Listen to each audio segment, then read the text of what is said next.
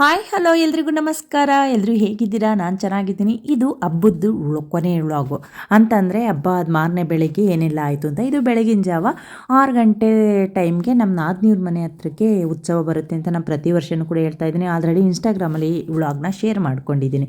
ಉತ್ಸವ 6 ಗಂಟೆ ವರ್ಷದಲ್ಲಿ ನಮ್ಮ ನಾದಿನಿಯವ್ರ ಮನೆ ಹತ್ರ ಬರುತ್ತೆ. ಪ್ರತಿ ವರ್ಷವೂ ಕೂಡ ಆ ಟೈಮಲ್ಲೇ ನಾವು ಎಲ್ಲ ದೇವ್ರುಗಳಿಗೂ ಕೂಡ ಹಣ್ಣು ಕಾಯಿ ಮಾಡಿಸೋದು. ರಾತ್ರಿ ಎಲ್ಲ ಉತ್ಸವ ಆಗಿರುತ್ತಲ್ಲ, ಆ ಟೈಮ್ಗೆ ಎಲ್ಲ ರೆಡಿ ಮಾಡಿಕೊಂಡು ಹಣ್ಣು ಕಾಯಿನ ತೊಗೊಂಡು ಅಲ್ಲಿಗೆ ಹೋಗ್ತೀನಿ. ಅಂದರೆ 3 ದೇವರುಗಳಿಗೂ ಕೂಡ ಕೋಡಮ್ಮ, ರಂಗನಾಥ ಸ್ವಾಮಿ ಹಾಗೆ ಬಸವಣ್ಣ ಎಲ್ಲರಿಗೂ ಕೂಡ ನಾನು ಹಣ್ಣುಕಾಯಿ ತೊಗೊಂಡು ಹೋಗೋಣ ಅಂತೇಳಿ ಮುಖ ತೊಳ್ಕೊಂಡು ಫ್ರೆಶ್ ಆದೆ. ಏನು ಮಲಗಿರಲಿಲ್ಲ. 1 ಅವರು ರೇಖಾ ಮನೆ ಹತ್ರದಿಂದ ಬಂದಾಗಲೇ ಮಧ್ಯರಾತ್ರಿ ಆಗಿತ್ತು. ಅಲ್ಲಿಂದ ಬಂದು 1 ಅವರ್ ಸುಮ್ಮನೆ ಉಳ್ದಾಡ್ಕೊಂಡು ಮಾತಾಡ್ತಾ ಕೂತಿದ್ವಿ. ಅಷ್ಟರಲ್ಲಿ ಬೆಳಗಿನ ಜಾವ ಆಯಿತು. ಮತ್ತೆ ಮುಖ ತೊಳ್ಕೊಂಡು ಫ್ರೆಶ್ ಆಗಿ ಹಣ್ಣುಕಾಯಿನ ತೊಗೊಂಡು ಹೊರಟೆ. ನಾನು ರೇಖಾರು ಕೂಡ ಹಣ್ಣುಕಾಯಿ ಮಾಡಿಸೋದಕ್ಕೆ ಅವರು ಕೂಡ ಎಲ್ಲ ರೆಡಿ ಮಾಡ್ಕೊಂಡಿದ್ರು. ಅಲ್ಲಿಗೆ ಅವರು ಬರ್ತಾರೆ ಅಂತ ಹೇಳಿ ನಾವು ಮೊದಲು ಬಸವಣ್ಣಂಗೆ ಹಣ್ಣುಕಾಯಿನ ಮಾಡಿಸಿದ್ವಿ. ಪ್ರತಿ ವರ್ಷವೂ ಹೀಗೆ ಇರುತ್ತೆ. ವಾಹನ ರಾತ್ರಿ ಎಲ್ಲ 2 ದಿನ ಅಂತೂ ಫುಲ್ ಜೋರು ಇರುತ್ತೆ ವಾಹನಗಳೆಲ್ಲ. ಈಗ ಒಂದೊಂದಕ್ಕೆ ಇದು ರಂಗನಾಥ ಸ್ವಾಮಿ ಮಾಡಿಸಿದ್ದು, ಬಸವಣ್ಣ, ಹೀಗೆ ಎಲ್ಲ ದೇವ್ರುಗಳಿಗೂ ಕೂಡ ಹಣ್ಣುಕಾಯಿ ಮಾಡಿಸಿದ್ವಿ. ಹಬ್ಬ ಅಂತೂ ತುಂಬ ಚೆನ್ನಾಗಾಯಿತು. ನೀವೆಲ್ಲ ಸಾಕಷ್ಟು ಜನ ನನ್ನ ಹಬ್ಬ ವ್ಲಾಗ್ಗಳನ್ನ ನೋಡಿದ್ರಿ, ಸಪೋರ್ಟ್ ಮಾಡ್ತಾ ಇದ್ದೀರಾ. ದಯವಿಟ್ಟು ಹೀಗೆ ನನ್ನ ಯೂಟ್ಯೂಬ್ ಚಾನಲನ್ನು ನೀವು ಬೆಳೆಸಿದ್ರೆ ನನಗೆ ಒಳ್ಳೊಳ್ಳೆ ವ್ಲಾಗ್ಗಳನ್ನ ಮಾಡೋದಕ್ಕೆ ಮನಸ್ಸು ಬರುತ್ತೆ. ಇಲ್ಲ ಅಂತಂದರೆ ನನಗೆ ಇಷ್ಟು ಕೆಲಸದೊಳಗಡೆ ವ್ಲಾಗ್ ಮಾಡೋದು ತುಂಬ ಬೋರ್ ಅಂತ ಅನಿಸುತ್ತೆ. ಯಾಕಂತಂದರೆ ನೀವು ನೋಡಲ್ಲ ಅಂದಮೇಲೆ ನಂಗೆ ವ್ಲಾಗ್ ಮಾಡೋದಕ್ಕೆ ಅರ್ಥ ಇರೋದಿಲ್ಲ ಅಂತ ಹೇಳಿ ಕೊನೆಯಲ್ಲಿ ಫೈನಲ್ ಆಗಿ ಕೋಡಮ್ಮನೂ ಕೂಡ ಬಂತು. ನನಗಿಷ್ಟ ದೇವತೆ, ಹಾಗೆ ನಮ್ಮೂರಿನ ಶಕ್ತಿ ದೇವತೆ ಅಂತ ನಿಮಗೆ ಗೊತ್ತೇ ಇದೆಯಲ್ಲ. ಹಣ್ಣು ಕಾಯಿನ ಮಾಡಿಸ್ತಾ ಇದ್ದೀವಿ. ರೇಖಾ, ನಾನು, ನಮ್ಮ ಅಕ್ಕವರು ಎಲ್ಲರೂ ಕೂಡ ಅಲ್ಲಿಗೆ ಬಂದರು. ಎಲ್ಲರೂ ಅಲ್ಲಿಗೆ ಹಣ್ಣು ಕಾಯಿ ಮಾಡಿಸಿ ಅಷ್ಟರಲ್ಲಿ ಬೆಳಕಾಯಿತು ಅಂತಂದರೆ 6:30 ಆಯಿತು ಅಂತ ಅನಿಸುತ್ತೆ ಮೇ ಬಿ ಟೈಮು. ಅಲ್ಲಿ ನಾನು ಹಣ್ಣು ಕಾಯಿನ ಮಾಡಿಸ್ಕೊಂಡು ಮನೆ ಹತ್ರ ಬೇಗನೆ ಬರಬೇಕಿತ್ತು. ಕಾರಣ ತಿಂಡಿಗೆ ಮಾಡಬೇಕು. ನೆಂಟರಿಷ್ಟರೆಲ್ಲ ಹೊರಡ್ತಾರೆ. ಇನ್ನು ಬೇಗ ಇಡ್ಲಿ ಬ್ಯಾಟರ್ನ ನೆನ್ನೆನೇ ರೆಡಿ ಮಾಡಿದ್ವಿ. ಇಡ್ಲಿ, ಪಲ್ಯ, ಚಟ್ನಿ ಎಲ್ಲ ರೆಡಿ ಮಾಡಬೇಕಲ್ಲ, ಅದಕ್ಕೋಸ್ಕರ ನಮ್ಮ ಅಕ್ಕ ಮತ್ತು ಅತ್ತೆ ಮತ್ತು ನಮ್ಮ ಅಕ್ಕನ ಸೊಸೆ 3 ಜನ ನಮ್ಮ ಮನೆ ಹತ್ರ ಬಂದರು. ಇನ್ನು ದೊಡ್ಡಕ್ಕ ನಮ್ಮಮ್ಮ ರೇಖಾ ಅವ್ರ ಮನೆ ಹತ್ರನೇ ಇದ್ದರು. ಇಬ್ಬರಿಬ್ಬರು ಮಕ್ಕಳನ್ನ ಒಂದೇ ಊರಿಗೆ ಕೊಟ್ಟರೆ ಈ ತೊಂದರೆ ಅಂತೂ ಇದ್ದೇ ಇರುತ್ತೆ. ಎಲ್ಲೂ ಕೂಡ ಸಮಾಧಾನವಾಗಿ ಕೂತ್ಕೊಳಂಗಿಲ್ಲ ಅವರು. ಅಲ್ಲಿಗೆ ಹೋಗಬೇಕು ಅಂತ, ಇಲ್ಲಿಗೆ ಹೋಗಬೇಕು ಅಂತ, ಅಲ್ಲೇನು ಮಾಡ್ಕೊಂಡ್ಲೋ ಇದೇ ಪ್ರಾಬ್ಲಮ್ಮು ನಮ್ಗೆ ಯಾವಾಗಲೂ ಇರುತ್ತೆ. ನಾನು ಆಲ್ರೆಡಿ ಅದನ್ನು ಶೇರ್ ಮಾಡ್ಕೊಂಡಿದ್ದೀನಿ. ಈಗ ರೇಖಾ ಅವ್ರ ಮನೆ ಹತ್ರ ಹೋಗಿ ನಾನು ಕೂತ್ಕೊಳಂಗಿಲ್ಲ, ಅವಳು ಬಂದು ನಮ್ಮ ಮನೆ ಹತ್ರ ಕೂತ್ಕೊಳಂಗಿಲ್ಲ. ಇಲ್ಲಿ 2 ಮನೆ ಕಡೆಗೂ ನೆಂಟರಿಷ್ಟರಿಗೂ ಅದೇ ಪ್ರಾಬ್ಲಮ್ ಆಗುತ್ತೆ. ಆದರೂ ಕೂಡ ನಮ್ಮ ದೊಡ್ಡಕ್ಕ ಅಲ್ಲಿದ್ಲು, ಸೊಸೆ ಇಲ್ಲಿಗೆ ಬಂದಳು, ನಮ್ಮ 2ನೇ ಅಕ್ಕ, ನಮ್ಮ ಅತ್ತೆ ಎಲ್ಲ ಇಲ್ಲಿಗೆ ಬಂದರು. ಅಮ್ಮ ಮತ್ತು ನಮ್ಮ ತಮ್ಮನ ಹೆಂಡತಿ ಅಲ್ಲಿದ್ದರು. ಈ ರೀತಿಯಾಗಿ ಅಲ್ಲಿ ಇಲ್ಲಿ ಕೂಡ ಮೇಂಟೈನ್ ಮಾಡಿಕೊಂಡು ಅವರು ಓಡಾಡಿಕೊಂಡು ಹಬ್ಬನ ಮುಗಿಸ್ತಾರೆ. ಇಡ್ಲಿ ಬ್ಯಾಟರು ಚಳಿ ಆಗಿದ್ದರಿಂದ ಇನ್ನೂ ಸ್ವಲ್ಪ ಉಬ್ಬಿರಲಿಲ್ಲ ಅಂತ ಅತ್ತೆ ಅದಕ್ಕೆ ಬಿಸಿನೀರೆಲ್ಲ ಹಾಕಿ ರೆಡಿ ಮಾಡ್ತಾಯಿದ್ರು. ಚಳಿ ತುಂಬ ಜಾಸ್ತಿ ಇತ್ತಲ್ಲ, ಅದಕ್ಕೋಸ್ಕರ. ಅಮ್ಮ ಬೇಗನೆ ಹೊರಟರು. ಯಾಕಂತಂದರೆ ಮೋಕ್ಷನ ಸ್ಕೂಲಿನ ಟೈಮ್ ಹೊತ್ತಿಗೆ ಹೋಗಬೇಕು.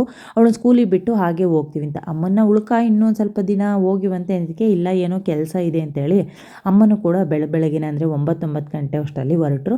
ಅಮ್ಮಮಗೆ ಮೋಕ್ಷ ಅಂಗಡೀಲಿ ಅವಳಿಗೆ ಹುಣಸೆ ಹಣ್ಣು ಅಂದರೆ ತುಂಬ ಇಷ್ಟ. ಅಂದರೆ ಅಂಗಡೀಲಿ ಸಿಗುತ್ತಲ್ಲ ಅದು ತೊಗೊಬೇಕು ಅಂತ ಇದ್ಲು. ನಾನು ಅದಕ್ಕೆ ಚೇಂಜ್ ಹುಡುಕಿ ಅವಳಿಗೆ ದುಡ್ಡು ಕೊಟ್ಟು ಕಳಿಸ್ತಾ ಇದ್ದೆ. ಚಿಕ್ಕ ಮಕ್ಕಳಲ್ಲಿ ನಾವು ಕೂಡ ಇದೇ ಥರ ಯಾರಾದರೂ ದುಡ್ಡು ಕೊಟ್ಟರೆ ಏನಾದರೂ ತಿನ್ನೋದು ತೊಗೊಳೋಣ ಅಂತ ಅಂದ್ಕೊತಿದ್ವಲ್ಲ, ನಂಗೆ ಅದೆಲ್ಲ ನೆನಪು ಬರುತ್ತೆ. ಅವಳು ಬೇಡ ಅಂದರೂ ಕೂಡ ನಾನು ಬಲವಂತ ಮಾಡಿನೇ ದುಡ್ಡು ಕೊಟ್ಟು ಹುಣಸೆ ಹಣ್ಣು ತೊಗೊಂಡು ಹೋಗುಂದೆ. ಅವ್ರ ಅಪ್ಪ ನೋಡಿದ್ರೆ ಬೈತಾನೆ ಅಂತ ಅವನು ತಗೊಳೋದಕ್ಕೆ ಹಿಂದೆ ಮುಂದೆ ನೋಡ್ತಾಳೆ. ಆದರೂ ಕೂಡ ಅವಳನ್ನೆಲ್ಲ ಕಳಿಸಿದ ಮೇಲೆ ಟೈಮ್ ಬಂದು ತಿಂಡಿ ಎಲ್ಲ ಮುಗ್ದಿದ್ದ ಟೈಮು ಇದು. ತಿಂಡಿದೆಲ್ಲ ನಾನು ವಿಡಿಯೋ ತೊಗೊಳ್ಳಿಲ್ಲ ಅಂತ ಅನಿಸುತ್ತೆ ಮೇ ಬಿ.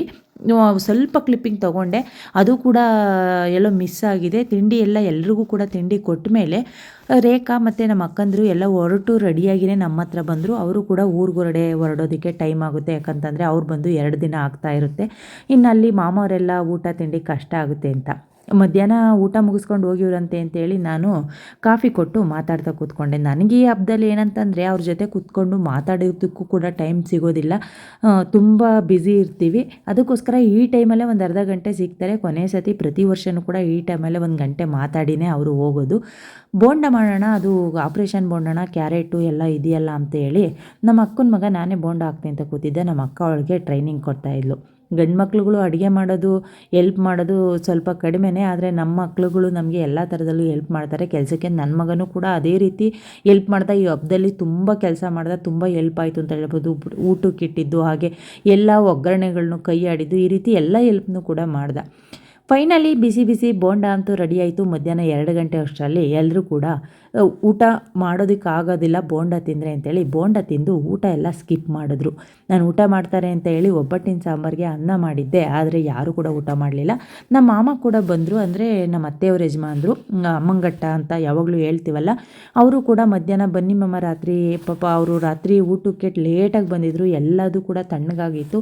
ಬಿಸಿ ಬಿಸಿ ಊಟ ಏನೂ ಮಾಡಲಿಲ್ಲ. ಬನ್ನಿವಾಗ ಒಂದು ಸ್ವಲ್ಪ ಹೊತ್ತು ಕೂತ್ಕೊಂಡು ಮಾತಾಡ್ಕೊಂಡು ಹೋಗಿವ್ರಂತೆ, ನಾವು ಎಲ್ಲ ಹೊರಡ್ತೀವಿ ಅಂತೇಳಿ ಅಕ್ಕಾರು ಮಾಮಂಗೆ ಫೋನ್ ಮಾಡಿದರು. ಅವ್ರು ಬಂದರು. ಮಾಮನೂ ಕೂಡ ಬೋಂಡ ತಿಂದು ಊಟ ಕೂಡ ಮಾಡಿ ಮಾಮ ಅತ್ತೆ ಎಲ್ಲರೂ ಕೂಡ ಜೊತೆಲೇ ಹೋಗ್ತೀವಿ ಅಂತೇಳಿ ರೆಡಿ ಆದರು. ನಮ್ಮ ಅಕ್ಕನ ಮಗನಿಗೆ ನಾನು ಮದುವೆ ಆಗಿ 1 ವರ್ಷ ಆದರೂ ಕೂಡ ಮಗ ಸೊಸೆಗೆ ಮಡ್ಲಕ್ಕಿ ಹಾಕಿರಲಿಲ್ಲ. ಯಾಕಂತಂದರೆ ಅವರಿಬ್ಬರು ಒಟ್ಟಿಗೆ ಬರೋದಕ್ಕೆ ಆಗಿರಲೇ ಇಲ್ಲ. ಅವನು ವರ್ಕ್ ಅಂದರೆ ಕಂಪ್ನಿಗೆ ಹೋಗ್ತಾನಲ್ಲ, ಕೆಲ್ಸಕ್ಕೆ ಹೋಗೋದ್ರಿಂದ ಅವರಿಬ್ಬರು ಜೊತೇಲಿ ಬಂದು ಉಳ್ಕೊಂಡಿರಲಿಲ್ಲ. ಈ ಸತಿ ಅದಕ್ಕೋಸ್ಕರ ಅಂದರೆ ಮಡ್ಲಕ್ಕಿ ಹಾಕಿಸ್ಕೊಳೋದಕ್ಕೆ ಅಂತಲೇ ನೀನು ಬರಬೇಕು ಅಂತೇಳಿ ಅವನು ಕೂಡ ಇವತ್ತು ರಜಾ ಹಾಕಿದ್ದ. ಅಂದರೆ ವಾನದ ದಿವಸ, ಹಬ್ಬದ ದಿವಸ ಹಿಂದಿನ ದಿನ ಕೆಲಸ ಮುಗಿಸ್ಕೊಂಬಂದಿದ್ದ, ಆದರೆ ಮಾರನೇ ಬೆಳಗ್ಗೆ ಅವನಿಗೆ ಬೇಗ ಹೋಗೋದಕ್ಕಾಗೋದಿಲ್ಲ, ರಜಾ ಹಾಕು ಅಂತ ಹೇಳಿದ್ವಿ. ಅವತ್ತು ರಜಾ ಹಾಕ್ಕೊಂಡು ಸಂಜೆ ಅಂದರೆ 3 ಗಂಟೆವರೆಗೂ ಇದ್ದ. ರೇಖಾನೂ ಕೂಡ ಹಾಕಿರಲಿಲ್ಲ. ನಾನು ಎಲ್ಲ ಕ್ಲಿಪ್ಪಿಂಗ್ನೂ ಕೂಡ ಫುಲ್ ತಗೊಳಕ್ಕಾಗಿಲ್ಲ. ಯಾಕಂತಂದರೆ ಈ ಕೆಲಸ ವಿಡಿಯೋ ಎರಡೂ ಕೂಡ ಮ್ಯಾನೇಜ್ ಮಾಡೋದು ತುಂಬ ಕಷ್ಟ. ಅದಕ್ಕೋಸ್ಕರ ಮತ್ತು ಅವ್ರು ಅರ್ಜೆಂಟಲ್ಲಿ ಕೂಡ ಇದ್ದರು. ಎಲ್ರಿಗೂ ಕೂಡ ಕುಂಕುಮ ಕೊಡಬೇಕಿತ್ತು. ಅದಕ್ಕೋಸ್ಕರ ಪೂರಾ ಕ್ಲಿಪ್ಪಿಂಗ್ ತೊಗೊಳ್ಲಿಲ್ಲ. ರೇಖಾನೂ ಕೂಡ ಮಡ್ಲಕ್ಕಿ ಹಾಕಿದ್ಲು. ಅದಾದಮೇಲೆ ಅಕ್ಕಾರಿಗೆಲ್ಲ ಕುಂಕುಮ ಕೊಟ್ಟು ಕಳಿಸಿದ್ಲು. ನಾವು ಕೂಡ ಕೊಟ್ಟಿದ್ವಿ. ಅದನ್ನು ಕ್ಲಿಪ್ಪಿಂಗ್ ಹೆಂಗೆ ನಾನು ವಿಡಿಯೋ ನಾನೇ ಕುಂಕುಮ ಕೊಡಬೇಕಾದ್ರೆ ವಿಡಿಯೋ ತಗೊಳೋದಕ್ಕೆ ನಮ್ಮ ಮನೆಯವರು ಕೂಡ ನಿದ್ದೆ ಮಾಡ್ತಾಯಿದ್ರು, ಅದರಿಂದ ಆಗಿರಲಿಲ್ಲ. ರೇಖಾ ಕೊಡ್ತಾ ಇದ್ಲಲ್ಲ, ನಾನು ಫ್ರೀಯಾಗಿ ನಿಂತಿದ್ದೆ ಅಂತೇಳಿ ಸ್ವಲ್ಪ ವಿಡಿಯೋನ ತೊಗೊಂಡೆ. ಅಕ್ಕಾರಿಬ್ಬರು ಒಂದೇ ಊರು, ಒಂದೇ ಮನೆ, ನಾವಿಬ್ಬರು ಒಂದೇ ಊರು, ಬೇರೆ ಬೇರೆ ಮನೆ. ನಮ್ಮಪ್ಪ ಅಮ್ಮಂಗೆ ಈಸಿ ಆಯಿತು ಬಂದು ಹೋಗೋದಕ್ಕೆ, ಆದರೆ ನಮಗೆ ಬೇರೆ ಬೇರೆ ಊರಾಗಿದ್ದರೆ ಚೆನ್ನಾಗಿರೋದು ಓಡಾಡೋದಕ್ಕೆ ಅಂತ ಅನಿಸುತ್ತೆ. ಫೈನಲಾಗಿ ಎಲ್ಲರೂ ಕೂಡ ಹೊರಟರು. ನಮ್ಮ ಅತ್ತೆ ಮಾಮ ಅಕ್ಕಂದಿರು ಹಾಗೆ 2ನೇ ಅಕ್ಕ ಎಲ್ಲರೂ ಕೂಡ. ಅವ್ರನ್ನೆಲ್ಲ ಕಳಿಸಿ ಮನೆ ಹತ್ರ ಹೋಗಿ ಸ್ವಲ್ಪ ರೆಸ್ಟ್ ಮಾಡೋಣ, ನೆನ್ನೆ 2 ದಿನದಿಂದ ನಿದ್ದೆ ಇಲ್ಲ ಅಂತ ಹೇಳಿ ರೇಖಾ ಬಾ 1 ನಿಮಿಷ ಹೋಗಿವಂತೆ ಅಂತಂದರು. ಇಲ್ಲ ಹೋಗಿ ಮಲಗಿಬಿಡ್ತೀನಿ ಅಂತ ಬಂದೆ. ಆದರೆ ಇಲ್ಲಿದ್ದಿದ್ದ ಕೆಲಸ ನೋಡಿದ್ರೆ ನಿದ್ದೆ ಮಾಡೋದಕ್ಕಾಗುತ್ತಾ ಹೇಳಿ. ಪಾತ್ರೆಗಳೆಲ್ಲ ಹಾಗೆ ಇತ್ತು. ಈ ದೊಡ್ಡ ಪಾತ್ರೆಗಳನ್ನೆಲ್ಲ ವಾಶ್ ಮಾಡಿ ಹಾಗೇ ಎತ್ತಿಡೋಂಗಿಲ್ಲ. ಇವನ್ನೆಲ್ಲ ಸ್ವಲ್ಪ ನೀರನ್ನೆಲ್ಲ ಒರೆಸಿನೇ ಇಡಬೇಕು. ಯಾಕಂತಂದರೆ ಇವು ಡೈಲಿ ಉಪಯೋಗಿಸ್ತಕ್ಕಂಥ ಪಾತ್ರೆಗಳಲ್ವಲ್ಲ, ಮೇಲಕ್ಕೆ ಇಟ್ಬಿಟ್ರೆ ಅವು ಹಾಳಾಗುತ್ತೆ. ಅಂದರೆ ಬೂಸ್ಟ್ ಬರೋದು, ಕಪ್ಪಗಾಗೋದು ಇದೆಲ್ಲ ಆಗುತ್ತೆ. ಇನ್ನು ವರ್ಷಕ್ಕೊಂದೇ ಸತಿ ಇಷ್ಟು ದೊಡ್ಡ ಪಾತ್ರೆ ತೆಗೆಯೋದು. ಅದಕ್ಕೋಸ್ಕರ ಇವೆಲ್ಲ ಚೆನ್ನಾಗಿ ಒಣಗಬೇಕು ಅಂತೇಳಿ ಎಲ್ಲ ಪಾತ್ರೆಗಳ್ನ ವಾಶ್ ಮಾಡಿ ಒಂದೊಂದನ್ನೇ ಈ ರೀತಿಯಾಗಿ ಒಣಗೋದಕ್ಕಿಟ್ಟೆ. ಇವೆಲ್ಲಿದ್ದು ಪಾತ್ರೆಗಳು ಅಂತ ನಮಗೆ ಗೊತ್ತಿರೋದಲ್ಲ. ಈ ಹಬ್ಬ ಹುಣ್ಣಿಮೆಗಳು ಬಂದರೆ ಎಷ್ಟು ಪಾತ್ರೆಗಳಿದ್ರೂ ಸಾಕಾಗೋದಿಲ್ಲ. ಆದರೆ ಬೆಳಗಕ್ಕೆ ಹೋದಾಗ ಅಂದರೆ ವಾಶ್ ಮಾಡೋಕ್ಕೆ ಹೋದಾಗ ಇದೇನಪ್ಪ ಇಷ್ಟೆಲ್ಲ ಪಾತ್ರೆಗಳಿದೆ ಅಂತ ಅನಿಸುತ್ತೆ. ಕೆಲಸ ಕಾರ್ಯಗಳಲ್ಲಿ ಅದಿಲ್ಲ ಇದಿಲ್ಲ ಅನ್ನಂಗಾಗುತ್ತೆ. ಹೆಣ್ಮಕ್ಳಿಗೆ ಹೆಂಗೆ ಅಂದರೆ ಈ ಪಾತ್ರೆ ಬಟ್ಟೆಗಳು ಬೇಕಾದ ಟೈಮಲ್ಲಿ ಬೇಕಾದಿರೋದಿಲ್ಲ, ಆದರೂ ಕೂಡ ಜಾಸ್ತಿ ಇದ್ದಾವೆ ಅನ್ನೋ ಫೀಲ್ ಮಾತ್ರ ತಪ್ಪೋದಿಲ್ಲ. ಎಲ್ರಿಗೂ ಕೂಡ ಹೀಗೇನಾ, ನನಗೆ ಮಾತ್ರ ಹೀಗೇನಾ? ಇಲ್ಲ, ಎಲ್ಲ ಹೆಣ್ಮಕ್ಳಿಗೂ ಕೂಡ ಹೀಗೆ ಅಂತ ನನಗೆ ಗೊತ್ತೈತೆ, ಆದರೂ ಸುಮ್ಮನೆ ಕೇಳಿದೆ ಅಷ್ಟೇ. ಫೈನಲಾಗಿ ಪಾತ್ರೆಗಳೆಲ್ಲ ವಾಶ್ ಆಯಿತು. ಈಗಲಾದರೂ ಮಲಗ್ಬೋದಾ ಅಂತ ನೋಡಿದ್ರೆ ಇನ್ನೂ ಕೆಲಸಗಳು ಬಾಕಿ ಇದೆ. ಅದೇನಂತಂದರೆ ಚೇರ್ಗಳು, ಹಾಗೆ ಮೇಲ್ಗಡೆ ಫ್ಲೋರಲ್ಲಿ ಎಲ್ರಿಗೂ ಕೂಡ ಅಂದರೆ ರೂಮ್ಗಳಲ್ಲೆಲ್ಲ ಜಾಸ್ತಿಯಾಗಿ ಹಾಗೆ ಓಪನಲ್ಲಿ ಎಲ್ಲ ಮಲಗೋದಕ್ಕೆ ರೆಡಿ ಮಾಡಿಕೊಟ್ಟಿದ್ದೆ. ಅದನ್ನು ಕೂಡ ಬೆಳಗ್ಗೆಯಿಂದ ಮೇಲ್ಗಡೆಗೆ ಹೋಗಿರಲಿಲ್ಲ, ಅದನ್ನೆಲ್ಲ ಎತ್ತಿಟ್ಟಿರಲಿಲ್ಲ. ಆ ಕೆಲಸನೂ ಕೂಡ ಬಾಕಿ ಇದೆ. ಮತ್ತು ಕಸ ಹೊಡೆದಿರಲಿಲ್ಲ ಮೇಲ್ಗಡೆಯಿಂದ. ಇದೆಲ್ಲ ನೆನಪಿಗೆ ಬಂದು ಇವತ್ತು ಮಲಗೋದೇ ಬೇಡ, ಅಂದರೆ ಮಾಮೂಲಿ ರಾತ್ರಿ ಬೇಗನೆ ಮಲಗಿಬಿಡೋಣ, ಈಗ ಮಲಗಿದ್ರೆ ಕೆಲಸ ಎಲ್ಲ ಪೆಂಡಿಗೆ ಬೀಳುತ್ತೆ, ಇನ್ನು ಮಾರನೇ ಬೆಳಗ್ಗೆನೂ ಕೂಡ ಫ್ರೆಶ್ ಇರೋದಿಲ್ಲ ಅಂತ ಹೇಳಿ ಕೆಲಸ ಶುರು ಮಾಡಿದೆ. ಅಂದರೆ ಈ ಚೇರ್ಗಳನ್ನೆಲ್ಲ ಪ್ರತಿನಿತ್ಯನೂ ಕೂಡ ಇಷ್ಟು ಚೇರ್ಗಳನ್ನ ಉಪಯೋಗಿಸೋದಿಲ್ಲ. ಈ ರೀತಿ ವರ್ಷಕ್ಕೊಂದ್ಸಲನೇ ಇದನ್ನು ಕೂಡ ಮೇಲಕ್ಕೆ ಇಡಬೇಕಿತ್ತು. ಹಾಗಂತ ಎಲ್ಲದನ್ನು ಕೂಡ ಮೇಲಕ್ಕೆ ತೊಗೊಂಡೋಗೋಣ ಅಂತೇಳಿ ಹೋದೆ. ಈ ಲೈಟಿಂಗ್ಸ್ನ ಗಿಡಗಳಿಗೆಲ್ಲ ಹಾಕಿಬಿಟ್ಟಿದ್ದೆ. ಇದು ನೋಡೋದಕ್ಕೂ ಕೂಡ ಟೈಮ್ ಸಿಕ್ಕಿರಲಿಲ್ಲ. ಈಗ ಒಂದು ಸಲ ನೋಡಿಬಿಟ್ಟು ನಮ್ಮ ಮನೆಯವ್ರು ನೋಡಿದ್ರೆ ಇದು ಬಾರಕ್ಕೆ ಗ್ಲಾಸಿಂದೆಲ್ಲ ತಡ್ಕೊಳೋದಿಲ್ಲ ಅಂತ ಬೈತಾರೆ, ಅದನ್ನೆಲ್ಲ ಎತ್ತಿ ಆಚೆ ಇಡಬೇಕು ಅಂತೇಳಿ ಆ ಕೆಲಸನೂ ಕೂಡ ಶುರು ಮಾಡಿದೆ.